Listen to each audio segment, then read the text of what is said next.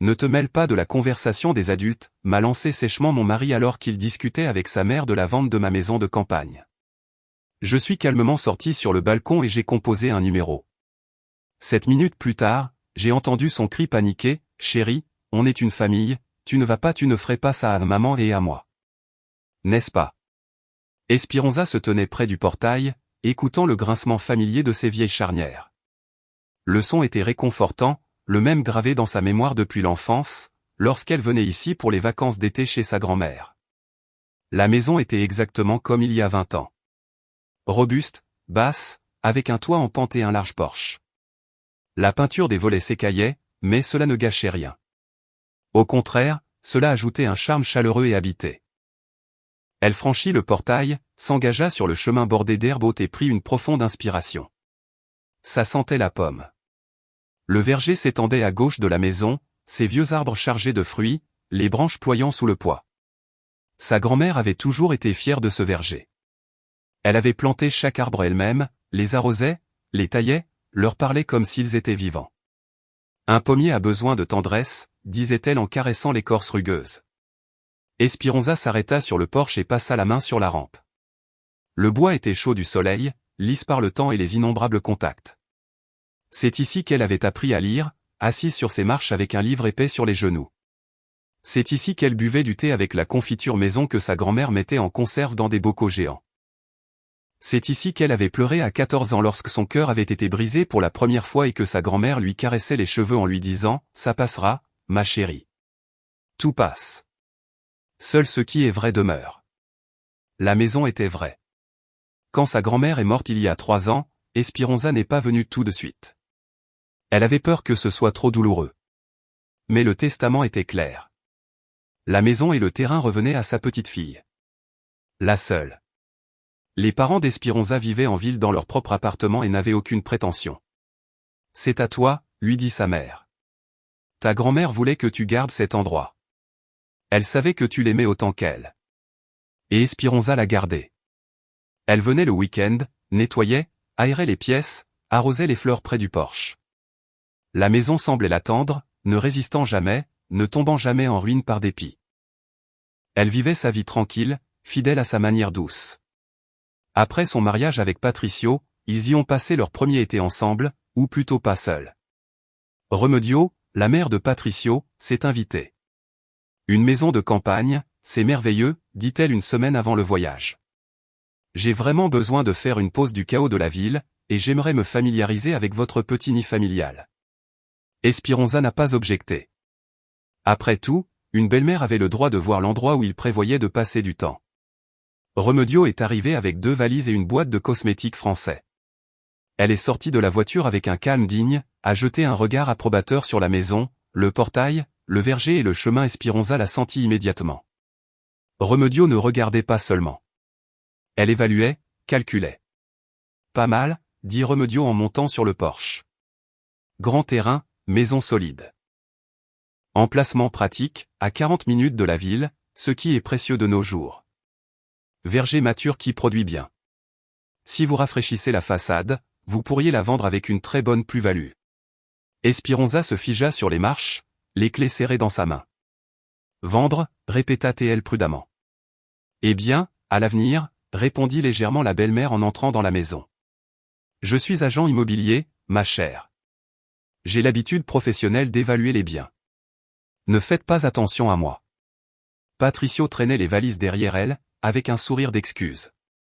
Maman est toujours comme ça, murmura-t-il une fois que Remedio eut disparu dans sa chambre. Elle a travaillé avec des maisons toute sa vie. C'est difficile pour elle de déconnecter. Espéranza hocha la tête, bien que quelque chose se soit resserré en elle. Les mots s'accrochaient comme une écharde. Vendre avec une bonne plus-value. Pas maison accueillante. Non, ça sent la pomme ici. Non, on sent qu'une âme bienveillante a vécu ici. Juste emplacement, plus-value, perspective. Elle mit son malaise sur le compte de la nervosité. Les gens disent des choses. C'était peut-être vraiment juste une habitude professionnelle. Mais le lendemain, Remedio en a reparlé. Ils étaient assis sur la véranda à boire du thé. La belle-mère étalait du beurre sur son pain et regardait le verger. Tu sais, Espéranza, commença-t-elle doucement. Un jeune couple ne peut pas gérer un endroit comme celui-ci. Une maison a besoin d'un entretien constant. Le verger demande du travail. Il fait froid en hiver. Le chauffage coûte cher. Vous n'avez pas l'intention de vivre ici toute l'année, n'est-ce pas? Bien sûr que non, répondit Espéranza. Mais je ne veux pas me séparer de la maison. C'est le souvenir de ma grand-mère. Le souvenir? Oui. C'est merveilleux, hocha la tête Remedio. Mais la vie est pratique. Toi et Patricio, vous êtes jeunes. Vous avez besoin d'un appartement plus près du centre. Vous pourriez vendre la maison de campagne et investir dans quelque chose de plus approprié. Je peux aider à l'évaluation, à trouver un acheteur. J'ai des contacts. Maman, arrête, interrompit Patricio, bien que son ton soit plus conciliant que ferme. Espéranza décidera quand elle sera prête. Je suis juste honnête, haussa les épaules Remedio. Je ne veux pas que vous vous surmeniez. Un appartement en ville et une maison de campagne, c'est beaucoup. Espéranza resta silencieuse. Elle ne voulait pas s'emporter. Pas si tôt dans une relation. Elle but son thé et changea de sujet, mais Remedio ne lâcha pas l'affaire. Le lendemain, elle dit que la maison était vieille. Le toit aurait bientôt besoin d'être remplacé. Les fondations nécessitaient probablement un renforcement. Tout ça coûte cher, ma chère. Épuisant. Ne vaut-il pas mieux vendre tant qu'elle est encore en bon état? Espéranza écoutait, hochait la tête et sentait la tension s'intensifier. Chaque jour apportait un nouvel argument, les coûts de réparation, les inconvénients des déplacements, des histoires de connaissances qui avaient vendu leur maison de campagne et étaient maintenant heureux dans des appartements rénovés en ville. Patricio gardait le silence.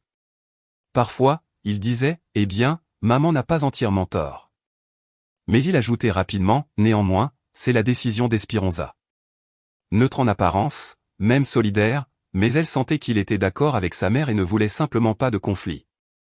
À la fin de cette semaine qu'ils passèrent tous les trois ensemble, Espéranza était épuisée. Elle aimait la maison. Chaque coin, chaque grincement du plancher, chaque fissure dans les murs.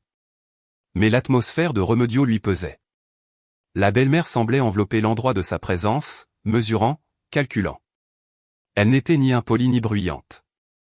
Au contraire, elle était douce, presque attentionnée. Mais chaque phrase portait un objectif, convaincre la belle-fille que la maison était un fardeau qu'il valait mieux abandonner. Espéranza a essayé de parler seule avec Patricio. « Ta mère n'arrête pas de parler de vendre », lui dit-elle un soir alors qu'ils étaient assis dans le verger pendant que Remedio faisait des courses en ville. « Ça ne me plaît pas. La maison est à moi. »« Je ne la vends pas, ne le prends pas à cœur », la repoussa Patricio. « Elle s'inquiète juste pour nous. Elle pense que ce serait mieux. » « Mieux pour qui ? » ?»« Pour nous, bien sûr. Elle veut nous faciliter la vie. »« Patricio, c'est ma maison. Je suis à l'aise ici. Je ne veux pas la vendre. »« D'accord. D'accord. » Il leva les mains dans un geste d'apaisement. « Personne ne vend rien. Maman parle. Tu n'as qu'à ne pas y prêter attention. » Mais comment le pouvait-elle ? Quand chaque repas tournait autour de l'immobilier, des prix, des perspectives. Remedio sondait constamment, cherchant une faille. Un jour, elle a parlé des enfants. « Vous prévoyez d'en avoir, n'est-ce pas ?» demanda-t-elle en se servant de la salade dans son assiette. « Quand un bébé arrivera, vous aurez besoin d'espace. Un bon appartement, une bonne école à proximité. Et qu'y a-t-il ici ? Verger, forêt, moustiques. Les enfants de nos jours grandissent en ville. » Espéranza serra sa fourchette jusqu'à ce que ses jointures blanchissent. « J'ai grandi ici, dit-elle d'un ton égal. Et regardez-moi. Je vais bien. » Les temps étaient différents à l'époque, sourit sa belle-mère. Les choses fonctionnent différemment maintenant. Espéranza se leva de table sans finir son dîner. Elle sortit dans le jardin et s'assit sur le vieux banc sous le pommier. Elle s'était autrefois assise ici à lire, à rêver, à inventer sa vie future. Et cet avenir avait toujours inclus cette maison. Calme, stable, sentant la pomme et l'herbe fraîchement coupées. Elle ne comprenait pas pourquoi Remedio était si insistante. La femme ne semblait pas manquer d'argent. Elle travaillait comme agent immobilier, et une agent à succès, avec des relations, des clients réguliers et son propre appartement de 3 pièces dans un quartier respectable. Pourquoi voudrait-elle la maison de quelqu'un d'autre? Pourquoi toutes ces conversations? Patricio la suivit dehors et s'assit à côté d'elle. Ne sois pas en colère, plaida-t-il. Maman essaie juste d'aider. Patricio, elle veut que je vende la maison. Ma maison, celle que ma grand-mère m'a laissée. Elle ne veut pas que tu la vendes. Elle propose juste une option. Tous les jours, 3 fois par jour. Elle est juste énergique. Elle pense qu'elle aide. Je n'ai pas besoin de ce genre d'aide. Patricio soupira et passa un bras autour de ses épaules. Tiens bon encore quelques jours. Elle partira et tout se calmera. Et en effet, Remedio est parti 3 jours plus tard. Elle leur a dit au revoir chaleureusement, a embrassé sa belle-fille sur les 2 joues et a promis de revenir. Espéranza sourit poliment et expira secrètement de soulagement lorsque la voiture de la belle-mère disparut au coin de la rue. La maison semblait reprendre vie après son départ. On s'y sentait plus calme, plus spacieux, il était plus facile de respirer. Elle et Patricio passèrent le reste du week-end ensemble. Ils se promenèrent dans les bois, cueillirent des champignons et le soir, ils s'assirent sur la véranda à regarder le coucher du soleil. Il ne reparla plus de la vente et Espéranza pensa que le sujet était enfin clos, mais elle se trompait. 2 semaines plus tard, Remedio appela. Sa voix était vive et professionnelle. Espéranza, ma chérie, j'ai réfléchi. Je connais des gens qui cherchent une maison dans ton quartier. De bonnes personnes, financièrement stables. Peut-être que tu pourrais les rencontrer, juste pour parler. Remedio, je ne vends pas la maison, dit fermement Espéranza. Oui, je comprends. Juste une rencontre. Tu pourrais changer d'avis. Ils sont prêts à offrir un très bon prix. Je ne changerai pas d'avis. D'accord. D'accord, dit la belle-mère d'un ton conciliant, bien que la déception ait transpercé sa voix. Pense-y. Si jamais, je suis toujours prête à aider avec la paperasse. Tu sais, je suis doué pour ça. Après l'appel, Espéranza a dit à Patricio, elle recommence. Elle dit qu'elle a déjà trouvé des acheteurs. Écoute, peut-être qu'on devrait y penser, dit Patricio prudemment, comme s'il craignait sa réaction. Juste comme une option. Rencontrer les gens, entendre ce qu'ils proposent. Peut-être que le prix est vraiment bon et qu'on pourrait acheter quelque chose de mieux. Espéranza le regarda en silence. Une confusion glaciale se répandit dans sa poitrine. Mieux que quoi, demanda-t-elle doucement. Eh bien, plus pratique, plus près de la ville, déjà rénovée.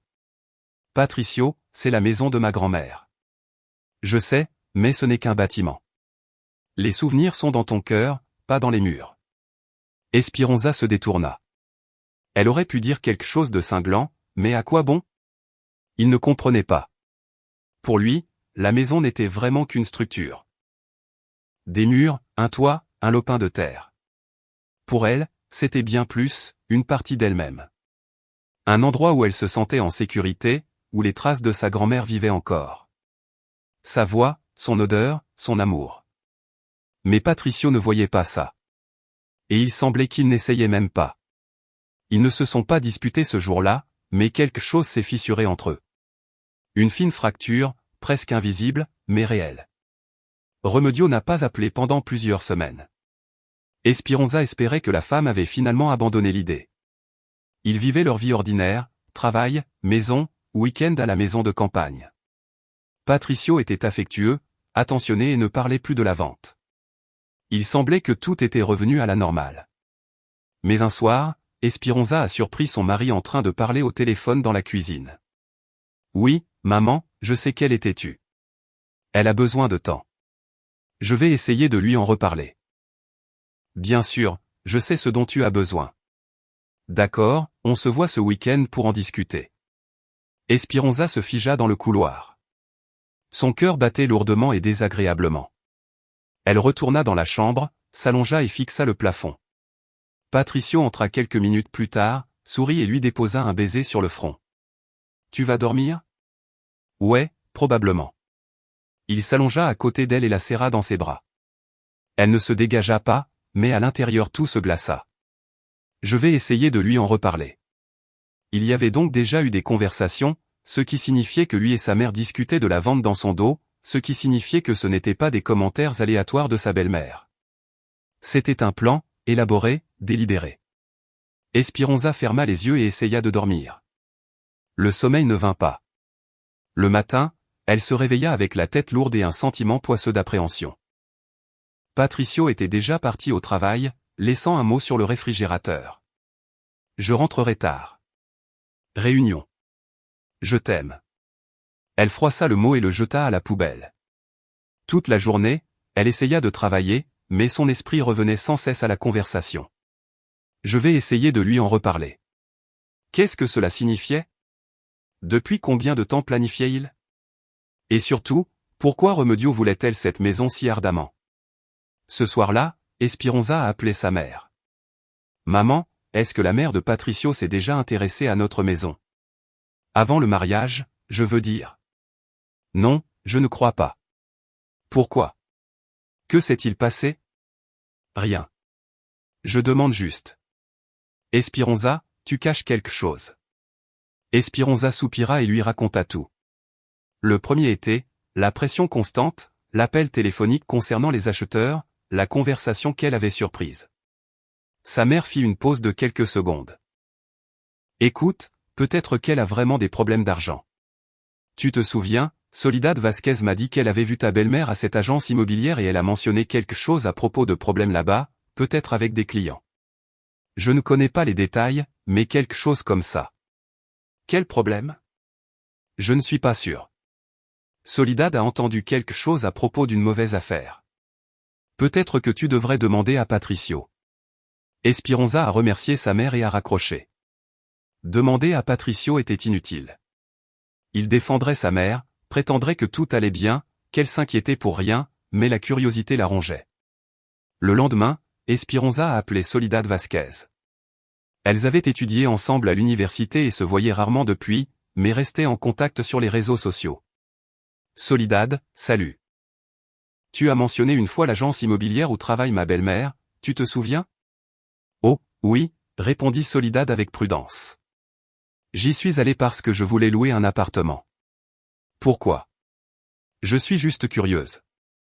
Ma mère a dit que tu avais entendu parler de problèmes. Eh bien, je ne sais pas à quel point c'est vrai. Soledad baissa la voix comme si elle craignait que quelqu'un l'entende. Un des directeurs a mentionné qu'un des agents immobiliers avait de sérieux problèmes avec un client. Apparemment, elle leur a conseillé d'investir dans un projet et le projet s'est avéré douteux. Le client a perdu beaucoup d'argent et menace de la poursuivre en justice. Je ne sais pas si c'est ta belle-mère. C'est peut-être juste une coïncidence. D'autres détails? Non, je n'ai pas demandé. Ça ne m'intéressait pas, honnêtement. Mais je peux essayer de me renseigner. Pas la peine. Merci. J'étais juste curieuse. Espéranza raccrocha et pensa, alors peut-être que Remedio avait vraiment des problèmes. De graves problèmes. Et la maison ressemblait à une bouée de sauvetage. 3 jours plus tard, la belle-mère est réapparue. Samedi matin, Espéranza était seule à la maison. Patricio était parti à la salle de sport. Quand la sonnette a retenti, elle a pensé qu'il avait oublié ses clés, mais à la porte se tenait Remedio avec un sac de pâtisserie et un sourire radieux. Espéranza, ma chère, j'étais dans le quartier. J'ai pensé passer. Je ne dérange pas? Non, bien sûr que non. Entrez. La belle-mère entra dans la cuisine, disposa les pâtisseries sur une assiette, s'assit. Patricio n'est pas là? À la salle de sport. Bien. Alors on peut discuter entre femmes. Tandis qu'Espéranza versait le thé, elle sentit ses entrailles se nouer.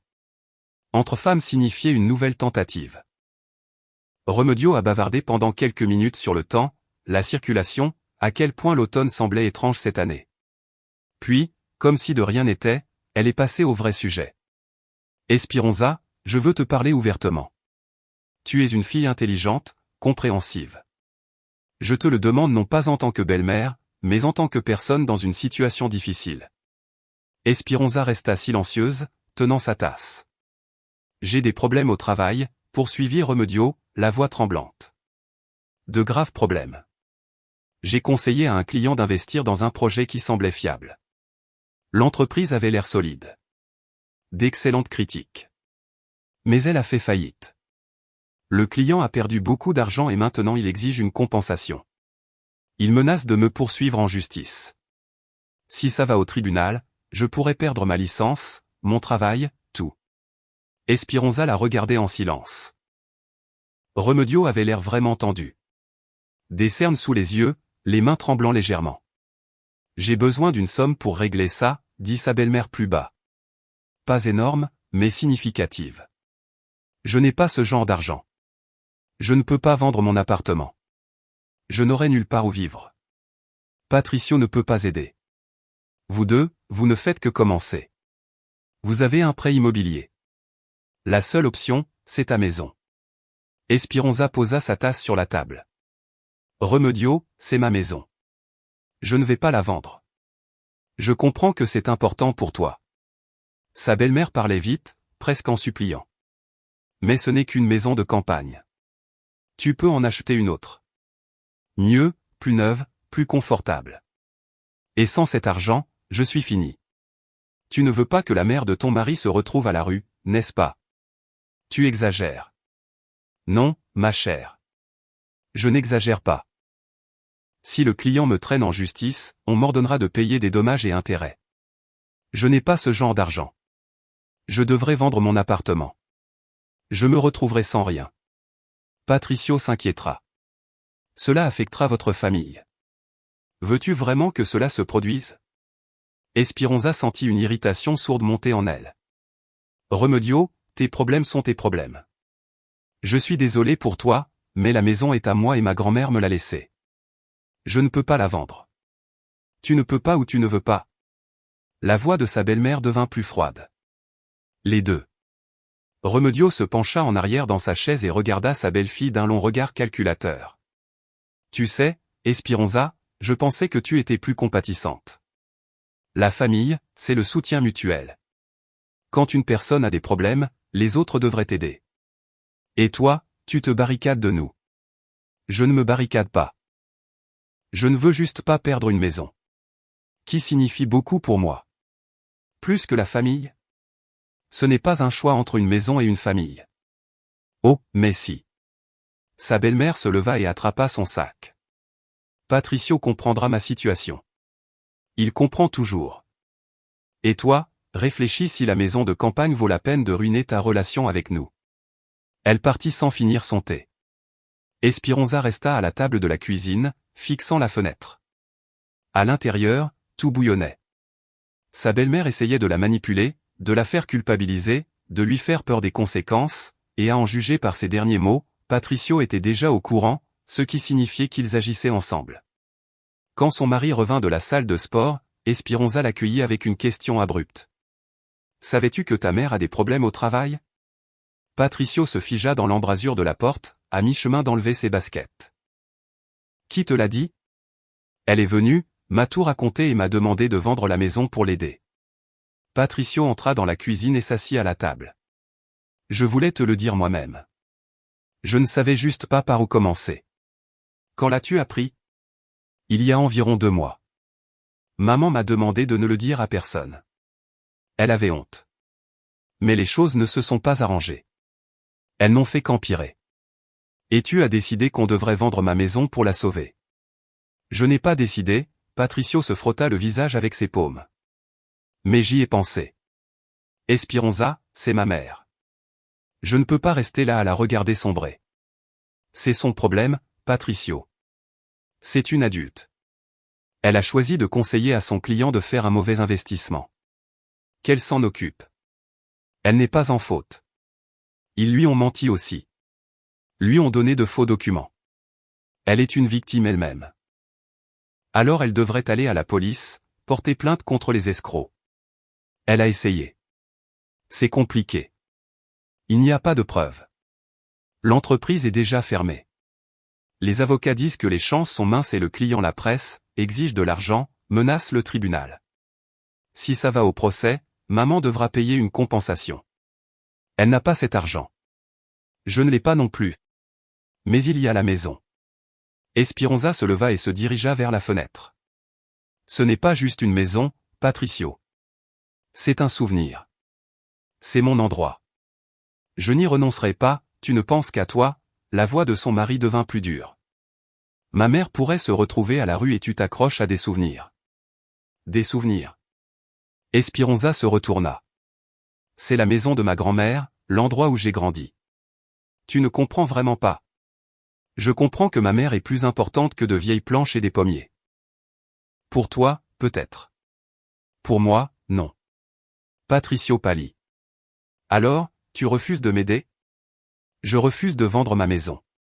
Si tu veux aider ta mère, trouve un autre moyen. Quel moyen? Je n'ai pas ce genre d'argent. Alors qu'elle trouve sa propre solution. Peut-être qu'elle peut prendre un prêt. Peut-être négocier avec le client un plan de paiement. Je ne sais pas, mais la maison est à moi et je ne signerai rien. Patricio attrapa sa veste et partit, claquant la porte. Espéronza resta à la fenêtre, les poings serrés. À l'intérieur, tout tremblait de blessures, de colère, de peur. Il est revenu 3 jours plus tard. Pendant ce temps, Remedio appelait tous les soirs, d'abord en pleurant, puis en attaquant. « Tu ruines ma vie », disait-elle au téléphone. « À cause de ton égoïsme, je vais me retrouver sans rien. Patricio souffre, déchiré entre nous. C'est de ta faute. Tu détruis notre famille. » Espéronza écoutait en silence, puis raccrochait, mais chaque appel la vidait. Son ami, Amparo, qu'elle connaissait depuis l'université, l'a invitée à prendre un café. « Tu as l'air affreuse », dit Amparo quand elles s'assirent. « Que s'est-il passé ?» Espéronza lui a parlé de la belle-mère, de la maison, de Patricio. « Écoute, as-tu appelé un avocat ?» demanda Amparo. « Qui sait ce qu'il complote ? Tu dois te protéger. » « Quel avocat ? » « Un avocat de famille. Droit de propriété. J'en connais un. Everisto. Il est bon. Tu veux son numéro ? Je ne sais pas, haussa les épaules Espéronza. Je ne veux pas envenimer les choses. Espéronza. Ils les ont déjà envenimées. Ta belle-mère a fait venir un expert. Tu te souviens ? Patricio discute de la vente de la maison dans ton dos. Tu penses qu'ils vont juste laisser tomber ? Espéronza hésita. Amparo avait raison. Remedio ne ressemblait pas à quelqu'un qui se retirait facilement.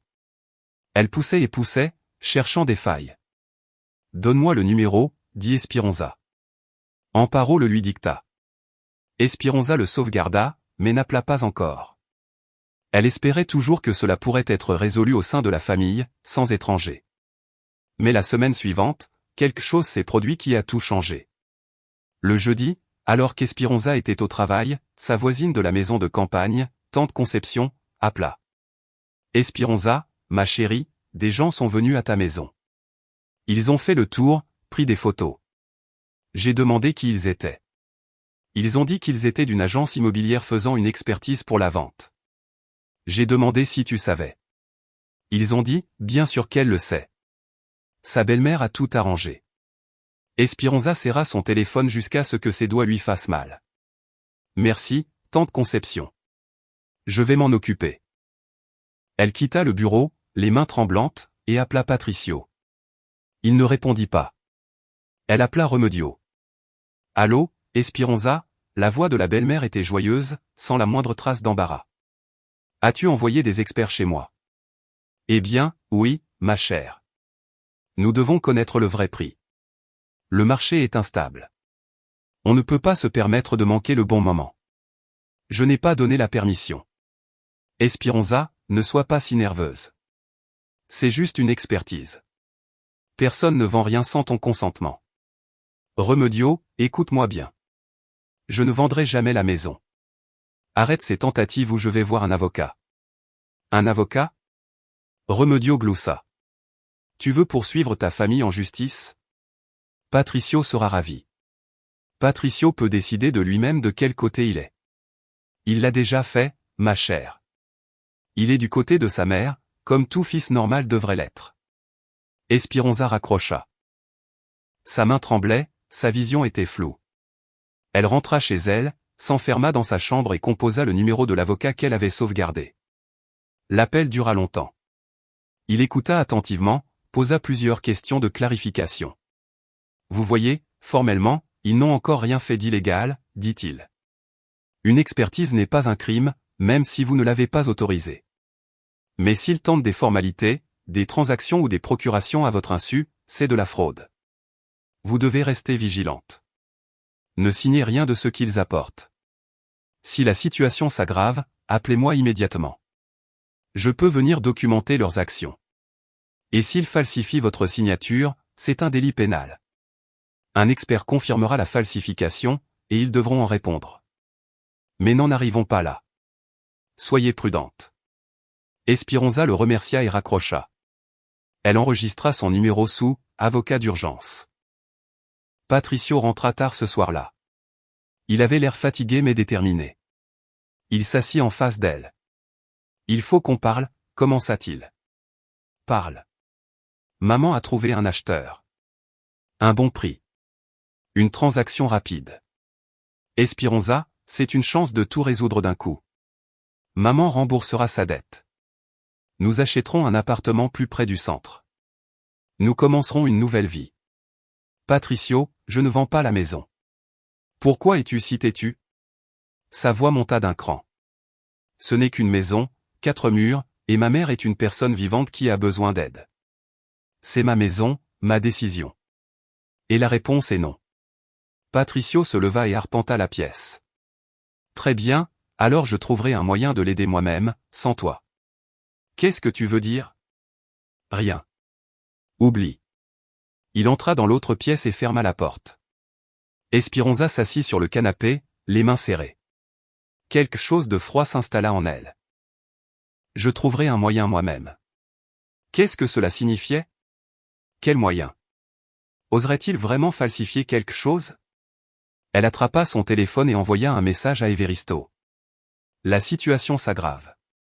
Mon mari dit qu'il trouvera un moyen d'aider sa mère sans moi. J'ai peur qu'ils essaient de falsifier des documents. Everisto répondit quelques minutes plus tard. Gardez tous les documents de la maison avec vous, de préférence dans un coffre-fort à la banque. Ne les laissez pas à la maison et soyez prête à m'appeler à tout moment. Espéronza écouta. Le lendemain, elle rassembla tous les papiers, les titres de propriété, le testament, les extraits de registre, les mit dans un dossier et les emmena à la banque, louant un coffre-fort à son nom. Patricio remarqua la disparition ce soir-là. Il fouillait dans le placard pour quelque chose, puis demanda « Où sont les documents de la maison ?» Dans un endroit sûr. Où exactement ? Ça ne te regarde pas, son visage s'assombrit. Tu ne me fais pas confiance. Après tout ce qui se passe, non, je ne te fais pas confiance. Patricio se retourna et sortit. La porte d'entrée claqua. Espéronza resta seul dans l'appartement, qui lui parut soudain étranger. Le lendemain, Remedio est réapparu. Sans appeler, sans prévenir, elle a simplement ouvert la porte avec sa clé. Patricio lui en avait donné un jeu après le mariage. Espéronza est sortie de la douche et a trouvé sa belle-mère dans la cuisine. Elle était assise à la table, buvant du thé comme si elle vivait là. « Bonjour, Espéronza, dit-elle calmement. Je voulais te parler. Comment es-tu entrée ? J'ai les clés. Patricio me les a données. C'est mon appartement. Je ne t'ai pas invité. Oh, ne sois pas comme ça. Si susceptible, soupira Remedio. Nous sommes une famille. Tu veux prendre ma maison ? Quelle sorte de famille est-ce là ? Je ne veux pas la prendre. Je veux que tu aides. Est-ce vraiment si difficile à comprendre ?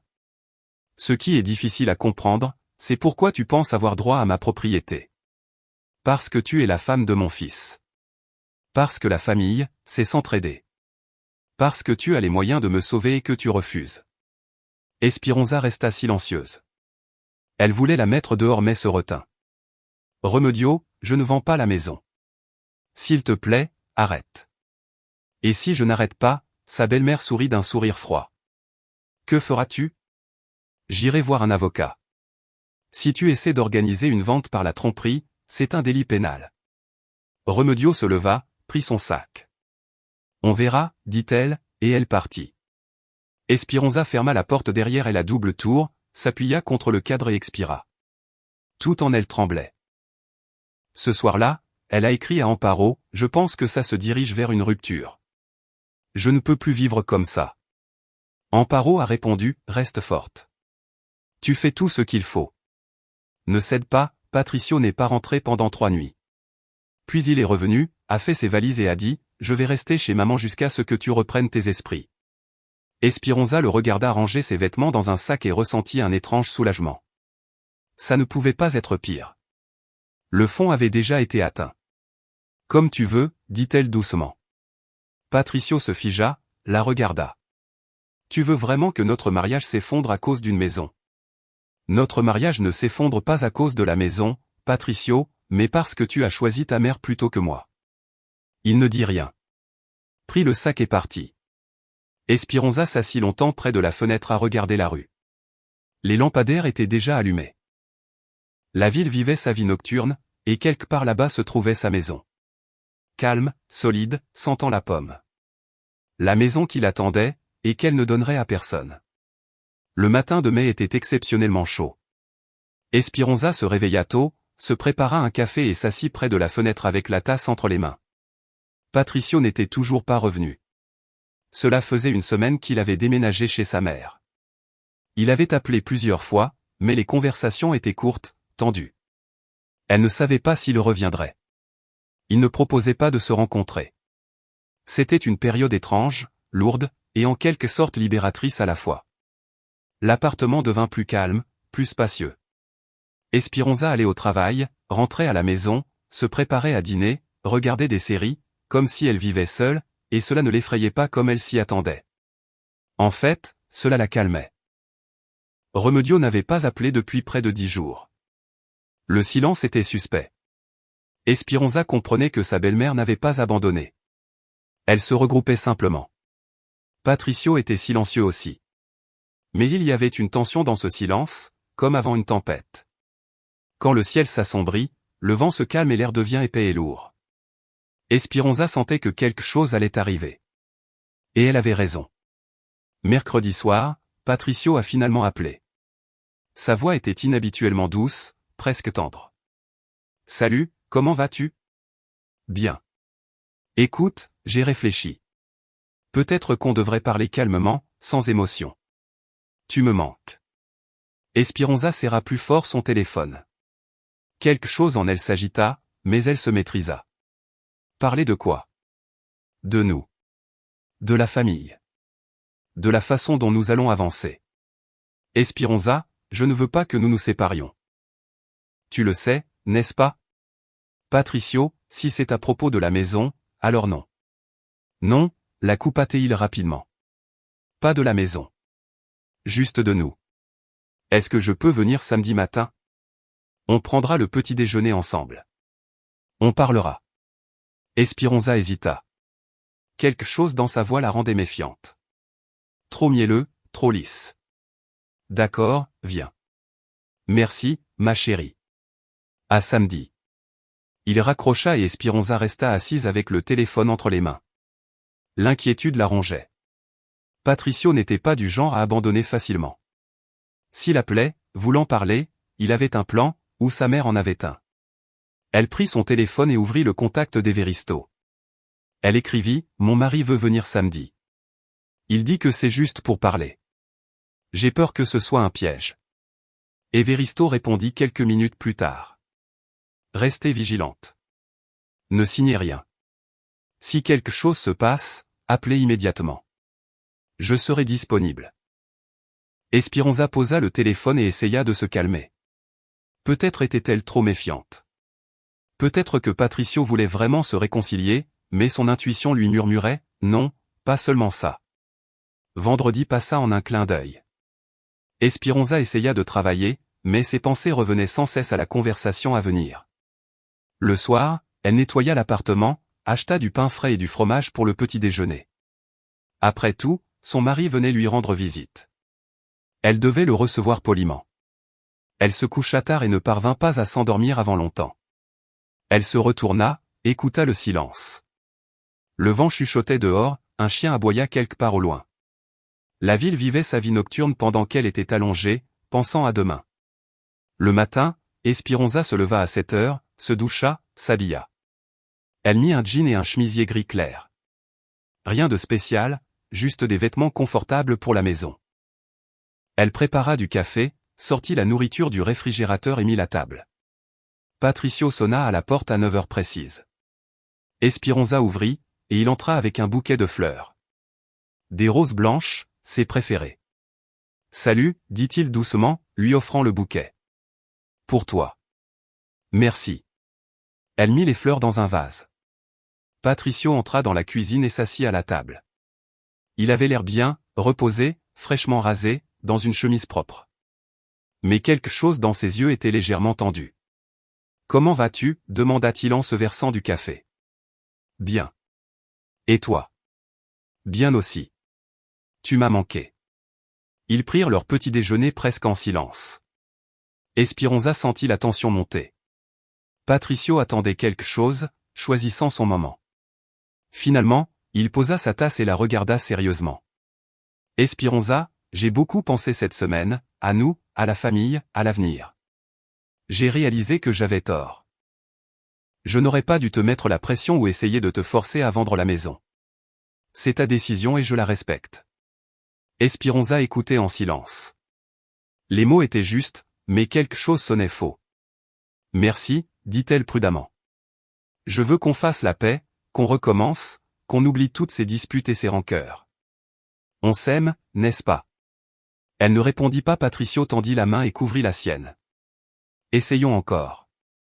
Je reviendrai à la maison et on vivra comme avant, sans ma mère, sans ses problèmes. Juste toi et moi. » Esperanza le regarda et le vit clairement. Il mentait. Peut-être pas consciemment. Peut-être s'était-il convaincu qu'il le pensait. Mais il mentait. Et ta mère ? Ses problèmes n'ont pas disparu. Elle s'en occupera elle-même. Elle trouvera un autre moyen.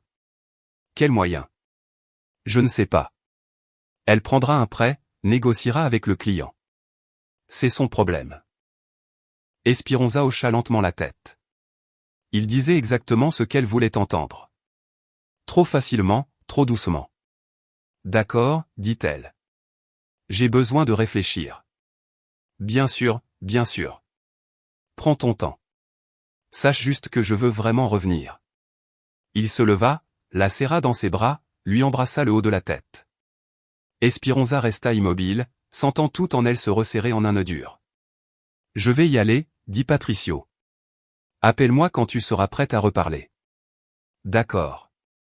Il partit et Esperanza resta debout au milieu de la cuisine. Quelque chose n'allait pas. Tout n'allait pas. Patricio avait abandonné trop vite, accepté trop facilement de laisser la maison tranquille. Ça ne lui ressemblait pas. Elle attrapa son téléphone et écrivit à Amparo. Patricio est venu, a dit qu'il voulait se réconcilier et me laisser tranquille à propos de la maison. Je ne le crois pas. Amparo répondit presque immédiatement, tu as raison de ne pas le croire. Il prépare quelque chose. Sois prudente. Esperanza fit la vaisselle, essuya la table, s'assit près de la fenêtre avec une tasse de thé et essaya de faire le point sur ses sentiments. Voulait-elle que Patricio revienne ? Il y a un mois, la réponse aurait été oui. Maintenant, elle ne savait pas. Il l'avait trahi, choisi le camp de sa mère, essayé de lui mettre la pression, de la manipuler, avait dit que la maison n'était qu'un bâtiment. Que la mémoire vivait dans le cœur, pas dans les murs. Il ne comprenait pas, ne voulait pas comprendre. Quelque chose comme ça pouvait-il être pardonné ? La confiance pouvait-elle revenir ? Esperanza ne savait pas. Les jours suivants passèrent tranquillement. Patricio n'appela pas. Remedio était silencieuse. Esperanza alla au travail, rencontra une amie, vécut sa vie habituelle. Mais l'anxiété ne s'estompait pas. Elle savait que le silence était trompeur. Vendredi soir, exactement une semaine après la visite de Patricio, sa mère appela. Esperanza, savais-tu que Remedio raconte à tout le monde que tu as accepté de vendre la maison ?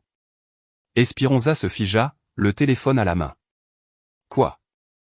J'ai croisé Visitation Herrera aujourd'hui, tu te souviens d'elle ?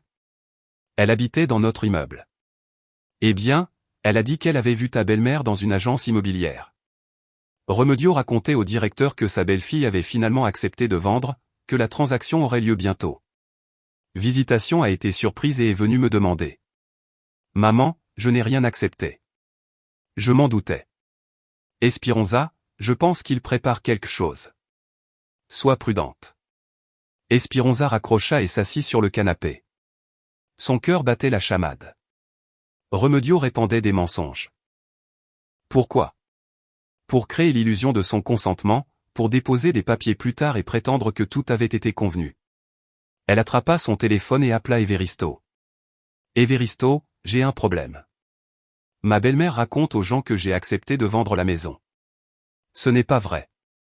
J'ai peur qu'ils essaient de conclure une affaire sans moi. Espéranza, vous avez bien gardé les documents dans le coffre-fort, n'est-ce pas? Oui. Bien. Sans les originaux, ils ne peuvent rien faire.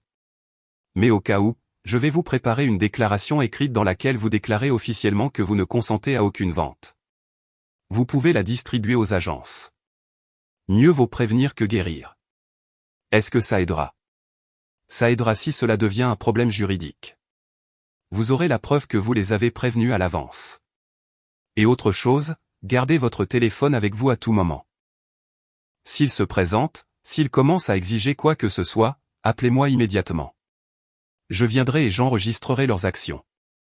Merci. Espéranza raccrocha et fit le tour de l'appartement. À l'intérieur, tout bouillonnait. La visite de Patricio n'avait donc été qu'une diversion. Il était venu, avait dit de belles paroles, avait essayé de l'endormir. Et pendant ce temps, Remedio préparait le terrain pour la vente. Ils agissaient ensemble, planifiant, discutant, conspirant. Espéranza ouvrit son ordinateur portable et rédigea une courte déclaration. Moi, Espéranza Cruz, déclare que je ne donne pas mon consentement à la vente de la maison située à. Toute transaction effectuée sans ma présence personnelle et ma signature est illégale. Elle ajouta la date et imprima plusieurs copies. Le lendemain, elle apporta les copies à 3 grandes agences immobilières du quartier où se trouvait la maison, expliquant brièvement. La belle-mère essayait de vendre une propriété qui n'était pas la sienne. Les directeurs hochèrent la tête et promirent de vérifier les documents attentivement. Une femme, plus âgée, aux yeux fatigués, a même compati. Oh ma chère, je connais des histoires comme ça. Les parents peuvent être pires que des ennemis. Restez forte. Nous vérifierons tout. Ne vous inquiétez pas, Espéranza rentra chez elle épuisée, mais avec le sentiment d'avoir fait tout ce qu'elle pouvait. Maintenant, elle ne pouvait plus qu'attendre. Elle n'eut pas à attendre longtemps. Samedi matin, alors qu'elle dormait encore, la sonnette retentit. Elle sauta du lit et regarda par le Judas. Sur le palier se tenait Remedio, seul. Espéranza ouvrit la porte sans défaire la chaîne.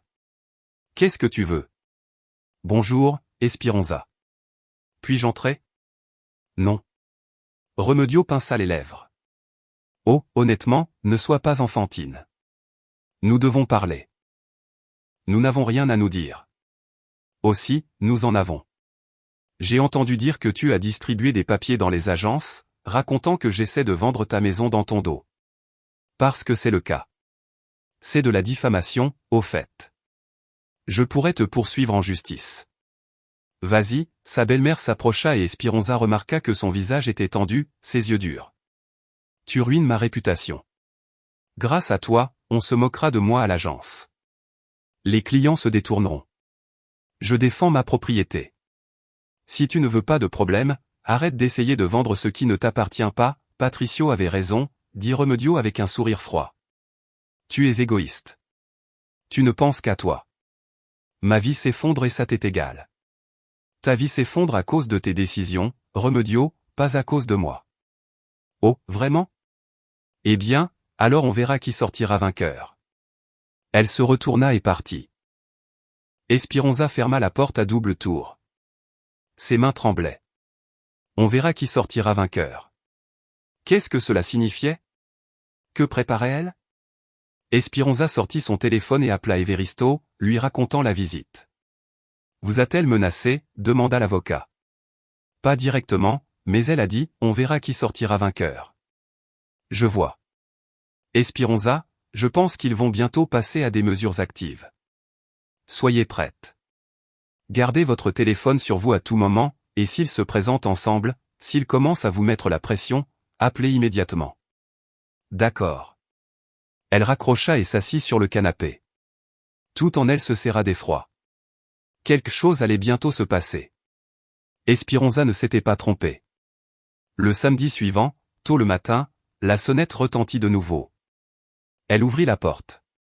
Sur le seuil se tenaient Patricio et Remedio. Tous deux sérieux, calmes. « Il faut qu'on parle, » dit Patricio. « Laisse-nous entrer, s'il te plaît. » Esperanza voulut refuser, mais son mari la bouscula pour entrer dans l'appartement, sa mère juste derrière lui. Ils entrèrent dans la cuisine comme si c'était leur propre maison. Esperanza resta dans le couloir, les poings serrés. « Je ne vous ai pas invité, » dit-elle. « On ne restera pas longtemps, » répondit Remedio en sortant des papiers de son sac. Elle les étala sur la table. Esperanza s'approcha et regarda. Un contrat de vente, des champs de signature vierge, une expertise immobilière, les coordonnées de l'acheteur. « Qu'est-ce que c'est » demanda-t-elle froidement. « On a trouvé un excellent acheteur, » dit Patricio. « Un bon prix, même au-dessus du marché. Esperanza, c'est notre chance de tout résoudre d'un coup. Maman rembourse sa dette. On achète un nouvel appartement. On recommence à zéro. Je ne vends pas la maison. Pourquoi es-tu si têtu ? » Patricio éleva la voix. « C'est juste une propriété. Pour toi, c'est juste une propriété. Pour moi, non. » Remedio se leva et s'approcha. « Esperanza, ma chère, je sais que c'est difficile pour toi, mais pense à la famille. Patricio souffre, déchiré entre nous. Tu ne vois pas à quel point il se sent mal ? S'il se sent mal, il peut aller voir un thérapeute. Ne fais pas l'intelligente, dit sa belle-mère sèchement. Je ne suis pas venu ici pour me disputer. Je suis venu pour régler ça. Voici le contrat. Signe-le et tout sera fini. On sera tous heureux. Je ne signe pas, tu signeras. » Patricio s'approcha et quelque chose de désagréable vacilla dans ses yeux. « Parce que c'est dans l'intérêt de notre famille. » « Notre famille ?» Esperanza eut un rire court et amer. « Patricio, on n'a plus de famille. Tu l'as détruite toi-même quand tu as pris le parti de ta mère. J'ai pris le parti de la justice.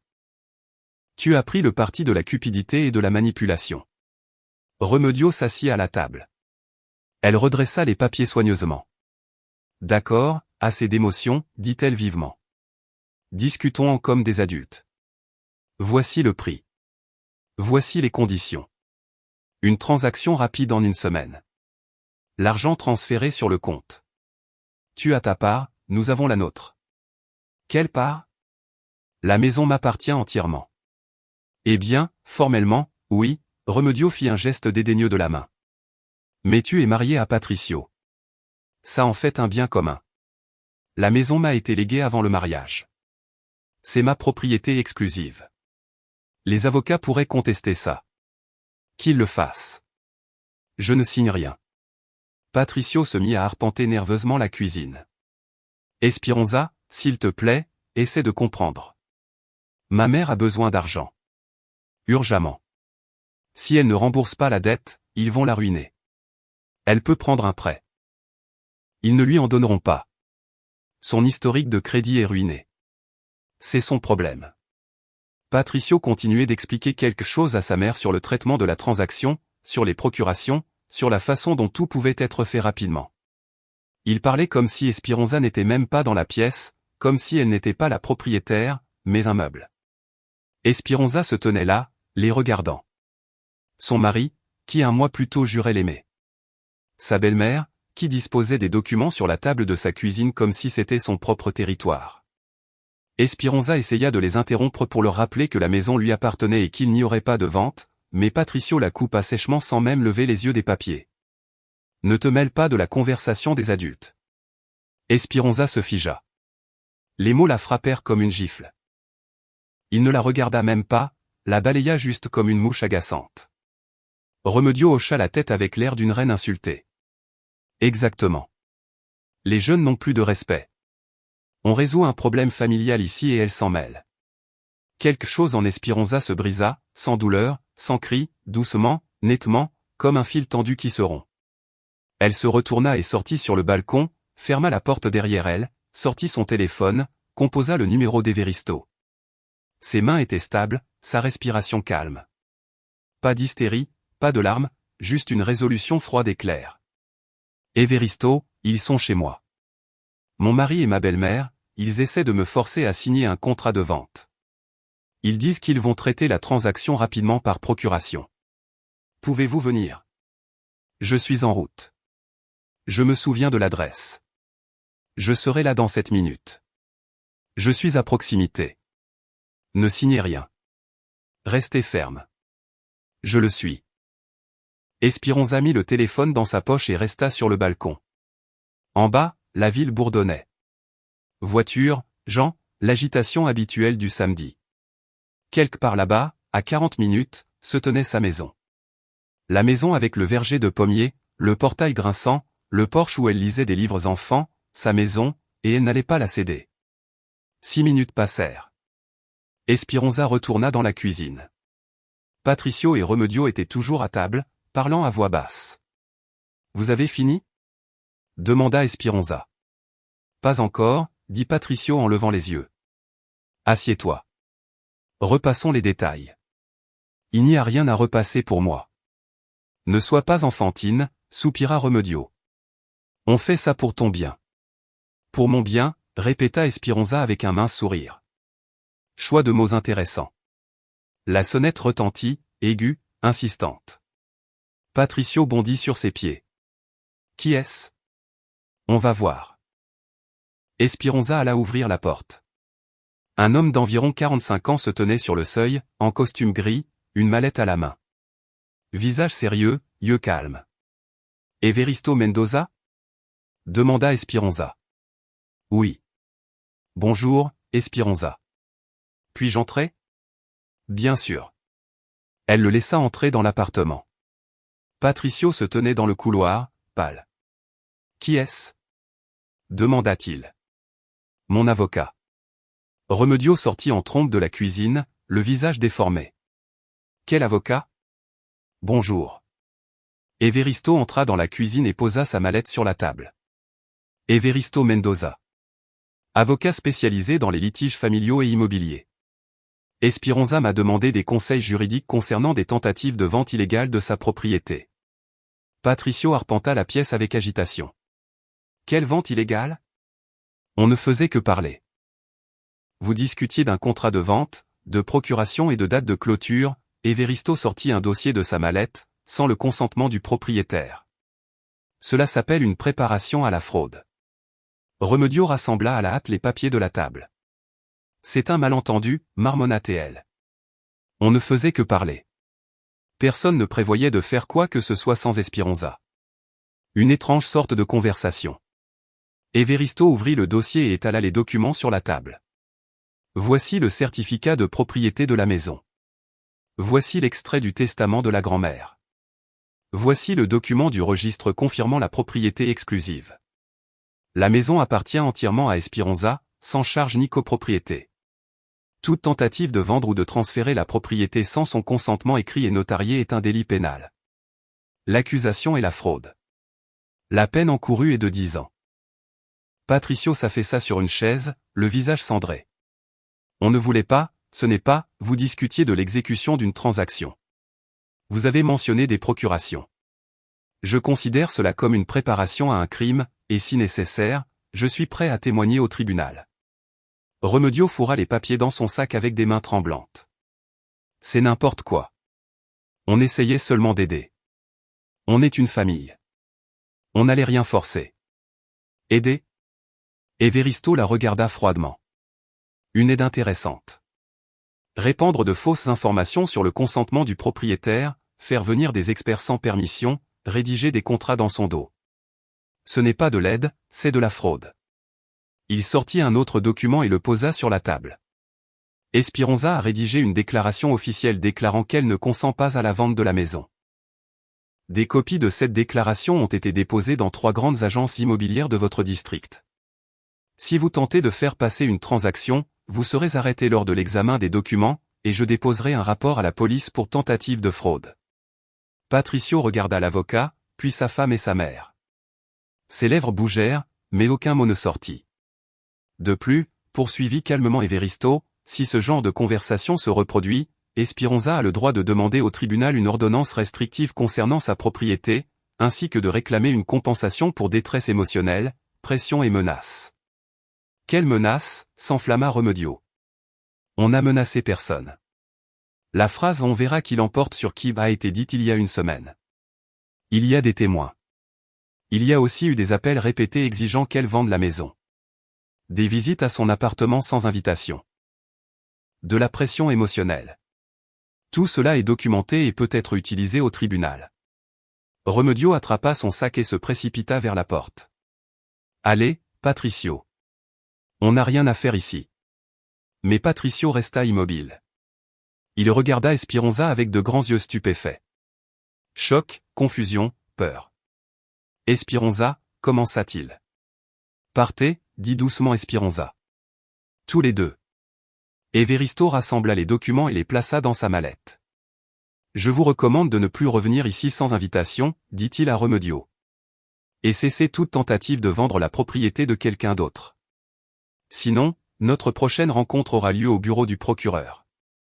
Sa belle-mère fila, ses talons claquant dans les escaliers. Patricio se leva lentement, traînant les pieds derrière elle. Sur le seuil, il se retourna. Espéranza, on ne voulait pas de mal. Sors, Patricio. Il partit. Espéranza ferma la porte, la verrouilla à double tour, s'appuya contre le cadre et expira. Everisto se tenait dans le couloir avec sa mallette. Vous avez très bien géré ça, dit-il. Vous avez appelé au bon moment. Maintenant, ils n'ont aucune chance. Merci. Si vous avez besoin de quoi que ce soit d'autre, appelez-moi. Je suis toujours disponible. Il partit. Espéranza resta seule dans l'appartement. Le silence était assourdissant. Elle alla à la cuisine, s'assit à la table, regarda l'endroit où se trouvaient les papiers de Remedio. Le contrat de vente, l'expertise, les contacts de l'acheteur. Tout avait disparu avec sa belle-mère. Espéranza se versa un peu d'eau, buvant à petites gorgées. Ses mains ne tremblaient pas. À l'intérieur, il y avait un vide étrange. Pas désagréable, presque soulageant. Elle prit son téléphone. 3 appels manqués de Patricio. Une série de messages. Espéranza, je suis désolé. Je ne voulais pas que ça se passe comme ça. Parlons. Elle bloqua son numéro, puis envoya un message à Amparo. C'est fait. L'avocat est venu. Ils ont fui. Patricio n'est plus mon mari. Amparo répondit, reste forte, ma belle. Tu as très bien fait. Je suis fier de toi. Espéranza posa le téléphone et s'assit près de la fenêtre. Dehors, le crépuscule s'installait lentement. La ville s'illuminait. Quelque part là-bas, à 40 minutes, se tenait sa maison. Calme, solide, sentant la pomme.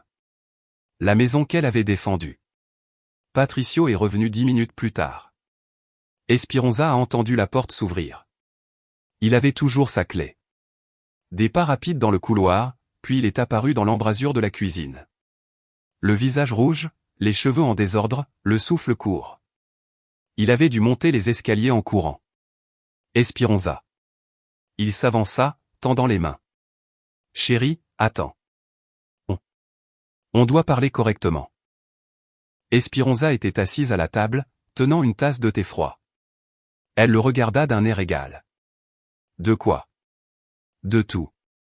Patricio s'approcha et s'affaissa sur la chaise en face d'elle. Je sais que tu es en colère. Tu as tout à fait le droit de l'être, mais réglons ça calmement, sans avocat, sans drame. Patricio, tu étais assis dans ma cuisine, en train de discuter avec ta mère de la manière de vendre ma maison sans mon consentement. Qu'y a-t-il à régler? On n'allait rien faire dans ton dos, dit-il vivement, agitant les mains. On voulait juste te montrer les options. T'expliquer pourquoi c'est bénéfique pour nous tous. Des options? Espéranza laissa échapper un rire froid. Patricio, c'était un contrat prêt à l'emploi avec un prix, des conditions, les coordonnées de l'acheteur. Vous discutiez de procuration. Comment appelles-tu ça autrement qu'une tentative de forcer une transaction dans mon dos? Ce n'était pas ça. Maman était juste prudente. Elle voulait être prête au cas où tu accepterais. Je n'ai pas accepté. J'ai dit non 100 fois. Mais vous n'avez pas écouté. Patricio passa une main sur son visage, les épaules affaissées. Espéranza, je suis désespéré. Ma mère pourrait tout perdre. Tout. Tu comprends? Elle sera ruinée, à la rue. Je ne peux pas rester là à regarder ça. Et moi, je suis censé te regarder essayer de me prendre ma maison. La maison que ma grand-mère m'a laissée. Ce n'est pas la même chose. Pourquoi pas? Il se tut, cherchant ses mots. Point parce que c'est une personne vivante, ma mère, et la maison n'est qu'un bâtiment. Espéronza posa sa tasse avec précaution. À l'intérieur, tout se glaça. Donc pour toi, ce n'est qu'un bâtiment. D'une certaine manière, oui. Espéronza, je comprends que ça te rappelle des souvenirs, mais ce n'est pas une personne vivante. Ce sont des murs, un toit, un lopin de terre. Et ma mère, elle est réelle. Elle souffre. Elle a besoin d'aide. Et tu as décidé de l'aider à mes dépens. Pas à tes dépens. On achèterait une autre maison. Meilleure, plus pratique. Je ne veux pas d'autre maison, dit Espéronza doucement mais fermement. Je veux la mienne.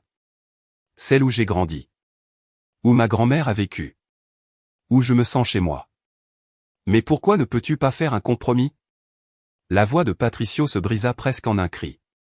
Pourquoi ne peux-tu pas aider la famille? Parce que ce n'est pas aider la famille, Patricio. C'est tout sacrifier pour ta mère qui s'est mise dans une affaire louche. Ce n'est pas ma responsabilité. C'est ma mère. Et la maison est à moi. Léguée à moi, pas à nous. Pas à la famille, à moi. Patricio se leva d'un bond, arpentant la cuisine. Ses mains tremblaient, son visage était crispé. Donc, ta maison est plus importante que notre mariage. Notre mariage ne s'effondre pas à cause de la maison, Espéronza se leva et se dirigea vers la fenêtre. Il s'effondre parce que tu as choisi ta mère. Tu as pris son parti contre moi. Tu as essayé de me manipuler, de me mettre la pression, de me tromper. Je ne t'ai pas trompé. Si. Tu es venu la semaine dernière avec des fleurs, en disant de belles paroles sur la réconciliation. Et en même temps, ta mère répandait des rumeurs selon lesquelles j'avais accepté de vendre. Vous agissiez ensemble, planifiant tout. Patricio se figea au milieu de la cuisine, ouvrit la bouche, la referma. Pas de mots. Je suis venu juste pour parler cette fois-là, dit-il finalement, doucement. Je voulais vraiment faire la paix. Non, tu voulais endormir ma vigilance, tester jusqu'où je résisterais. Puis tu as décidé d'agir directement. Vous êtes venus ensemble avec des documents prêts. Pensant que je craquerais sous la pression. On voulait juste résoudre le problème.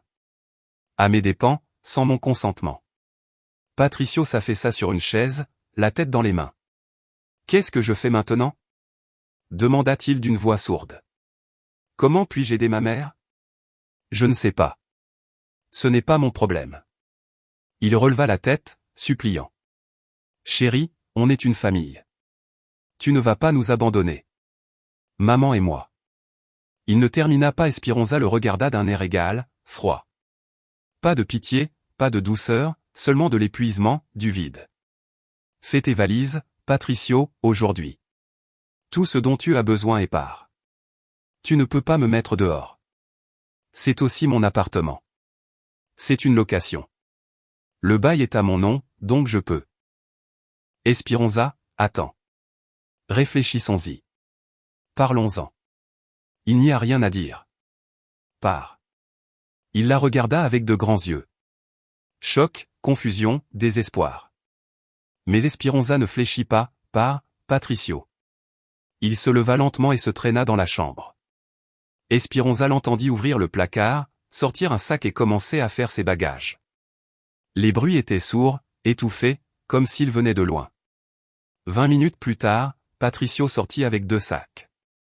Il s'arrêta dans le couloir et regarda sa femme. Je t'appellerai. On reparlera. N'appelle pas. Je vais bloquer ton numéro. Espéronza. Pars. Il resta là quelques secondes de plus, puis se retourna et sortit. La porte se ferma doucement, presque sans bruit. Espéronza s'appuya contre le mur et ferma les yeux. Elle expira lentement, longuement. À l'intérieur, il y avait un vide étrange. Pas de douleur, pas de peur, juste du vide.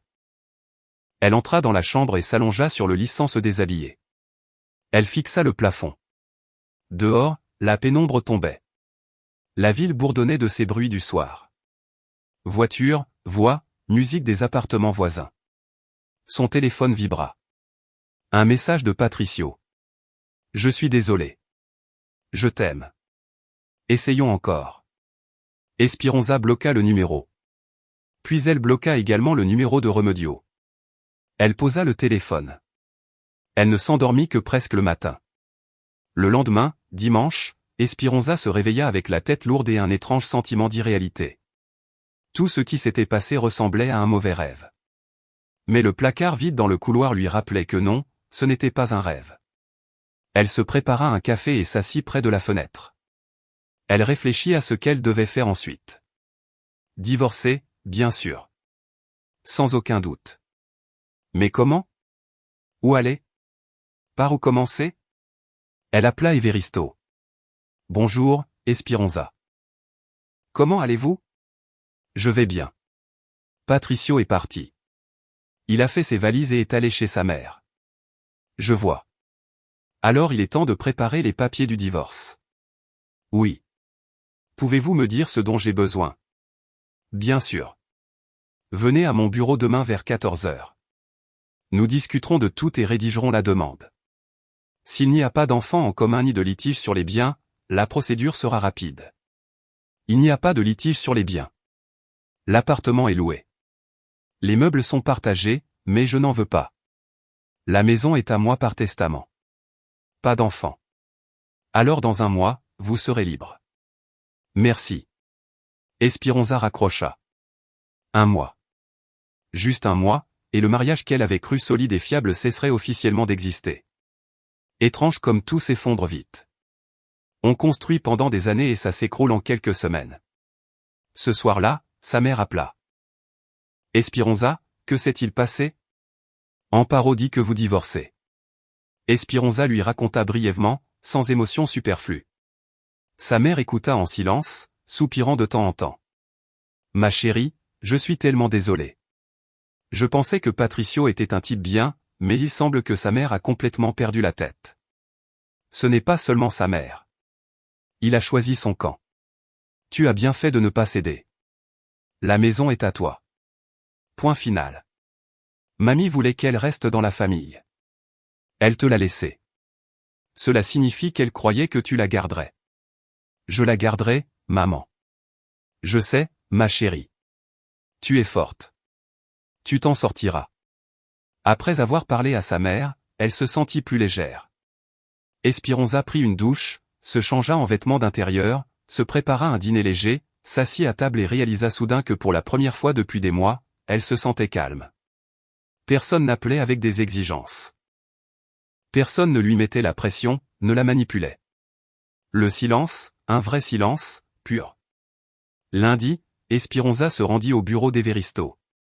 Ils rédigèrent la demande de divorce et préparèrent tous les documents nécessaires. Everisto expliqua la procédure, les délais, les points subtils. Patricio pourrait essayer de faire traîner le processus, mais si vous insistez sur le divorce et qu'il n'y a pas de litige sur les biens, le tribunal sera de votre côté. Dans 1 mois à 6 semaines, ce sera terminé. Et s'il essaie de contester le droit à la maison? Il ne le peut pas. La maison vous a été léguée avant le mariage. C'est votre bien propre. Le conjoint n'a aucun droit dessus. Bien. Esperanza quitta le bureau le cœur léger. Elle marcha dans la rue, respirant l'air frais du printemps. La ville vivait, bourdonnait, se pressait quelque part, et elle se pressait avec elle, vers une nouvelle vie, sans Patricio, sans Remedio, sans leur manipulation et leur pression.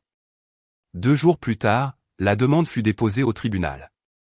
Une date d'audience fut fixée pour la fin du mois. Patricio essaya d'appeler depuis des numéros inconnus. Esperanza ne répondit pas. Puis un message arriva par l'intermédiaire d'une connaissance commune. Patricio demande à te rencontrer. Il veut parler. Esperanza répondit brièvement, je ne veux pas. C'est décidé. Remedio ne se montra plus. Mais une semaine plus tard, sa mère lui transmit une rumeur. La belle-mère avait trouvé un moyen de couvrir la dette. Elle avait contracté un prêt garanti par son propre appartement. Risqué, bien sûr, mais il n'y avait pas d'autre moyen. Elle s'était donc débrouillée sans la maison de quelqu'un d'autre. Espéranza écouta et haussa les épaules. Qu'ils se débrouillent eux-mêmes. Ce n'était plus son problème. À la fin du mois, l'audience au tribunal eut lieu. Espéranza vint avec Everisto. Patricio se présenta seul, sans avocat. Il avait l'air débraillé, vieilli, avec des cernes sous les yeux et un visage hagard. Le juge posa quelques questions formelles. Espéranza répondit clairement, « Oui, j'insiste sur le divorce. » « Non, la réconciliation est impossible. Il n'y a pas de litige sur les biens. » Patricio était silencieux.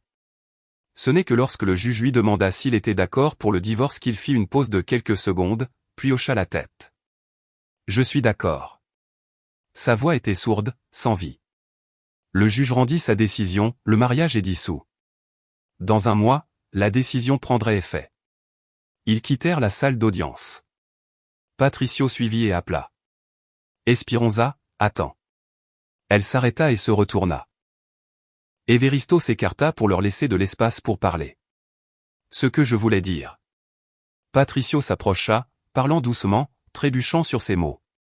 Je suis désolé. J'ai eu tort sur toute la ligne. Je n'aurais pas dû te mettre la pression, écouter ma mère, essayer de vendre ta maison. Je suis désolé. Espéranza le regarda en silence. Je l'ai réalisé trop tard, continua-t-il. Quand tu es parti, quand tout s'est effondré. J'ai réalisé ce que j'avais perdu. Pas la maison, pas l'argent pour ma mère. Toi. Je t'ai perdu et c'est de ma faute. Oui, la tienne, dit calmement Espéranza. Tu as choisi ta mère. Choisi ses problèmes, sa manipulation. Tu as pris son parti contre moi alors que j'étais ta femme. Je sais. Je suis un idiot. Oui. Patricio essaya de sourire, mais le sourire sortit tordu, pitoyable. Peut-être qu'un jour on pourra réessayer. Espéranza secoua la tête. Non, Patricio, on ne peut pas. Tu as brisé ce qu'il y avait entre nous, et les choses cassées ne se recollent pas, mais les gens pardonnent. Ils donnent une seconde chance. Je t'ai donné 100 chances. Chaque fois que tu venais avec de nouvelles exigences pour vendre la maison, chaque fois que ta mère appelait et pleurait au téléphone, j'expliquais. Je demandais. Je disais non, mais tu n'écoutais pas. Tu n'écoutais qu'elle. Patricio baissa la tête. Je suis désolé.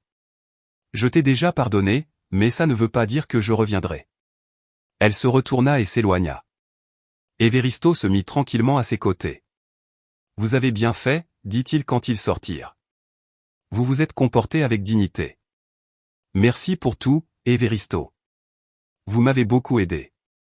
N'hésitez pas si vous avez besoin de quelque chose, bien que j'espère que ce ne sera pas le cas.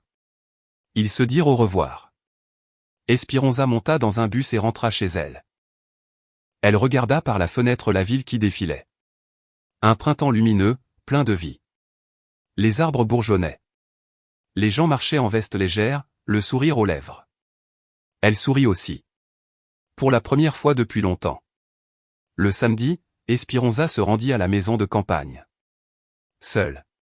Elle prit un bus de banlieue jusqu'à la gare, puis marcha sur une route familière à travers le village. Le portail grinça en guise de bienvenue. La maison l'accueillit avec le silence et l'odeur des pommes. Le jardin commençait déjà à fleurir. Espéranza fit le tour de la propriété, vérifia les arbres, le parterre de fleurs, le porche. Tout était en place, intact, intouché. Sa maison, son terrain, sa vie. Elle s'assit sur le vieux banc sous le pommier, ferma les yeux et inspira profondément. Ça sentait la terre, l'herbe, le printemps. Quelque part au loin, un oiseau chantait et le vent bruissait dans les branches. Sa grand-mère aurait été contente. La maison était restée dans la famille, restée avec elle. Espéranza sortit son téléphone et écrivit à Amparo, « Je suis à la maison de campagne. Tout va bien. La maison est intacte et moi aussi. Le divorce est finalisé. » Amparo répondit aussitôt, « Je suis fier de toi, ma belle. Tu as réussi. Maintenant, vis pour toi. » Espéranza rangea le téléphone et resta simplement assise, écoutant le silence. Elle n'avait pas à se presser. N'avait rien à prouver à personne, à expliquer ou à justifier. Elle était libre. Libre de Patricio, de Remedio, de leurs exigences et de leurs manipulations. Le soir, elle alluma le poêle, prépara un dîner simple et s'assit près de la fenêtre avec une tasse de thé. Dehors, la lumière du jour s'estompait lentement. Le jardin sombrait dans la pénombre, et quelque part au loin, les lumières des maisons des voisins commençaient à apparaître. C'était bien, calme, paisible. Le lendemain, Espéranza nettoya la maison, retourna les parterres de fleurs, tailla les buissons envahissants.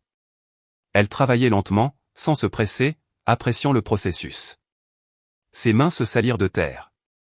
Son dos lui faisait un peu mal de cet effort inhabituel, mais c'était une douleur agréable. La douleur d'un vrai travail, de prendre soin de son propre lieu. Sa voisine, tante Conception, jeta un coup d'œil par-dessus la clôture. « Espéranza, tu es seule ? Patricio n'est pas venu ? Je suis divorcée, tante Conception. Oh, ma chère. Je suis désolé. Je ne voulais pas soulever un sujet douloureux. Que s'est-il passé ? Oh, rien de spécial. On ne s'entendait tout simplement pas, tante Conception secoua la tête.